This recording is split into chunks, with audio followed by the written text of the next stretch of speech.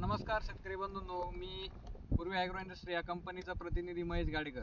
आज आपण आलेलो आहोत नाशिक जिल्ह्यातील लासलगाव तालुक्यातील गोंदेगाव या गावामध्ये।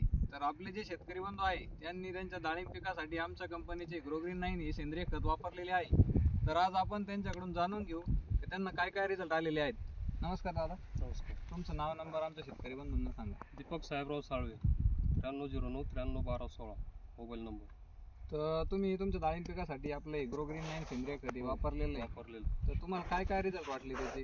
काळुकी, झाडाची ग्रोथ, काळुकी प्लस झाडाची मुळी ॲक्टिव्ह आहे, त्याच्यामुळे मला बिना कमी खर्चामध्ये झाडाची प्रोग्रेस चांगली झाली। किती बॅग टाकल्या त्या?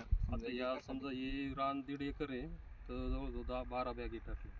तर तुम्ही 1.5 एकर रानासाठी 12 बॅगा टाकल्या। तर शेतकरी बंधूंनो, आपले जे शेतकरी बंधू आहे त्यांनी त्यांच्या 1.5 एकर बागासाठी 10 ते 12 बॅग आपल्या ग्रोग्रीन 9 या सेंद्रिय खताच्या टाकलेल्या आहेत।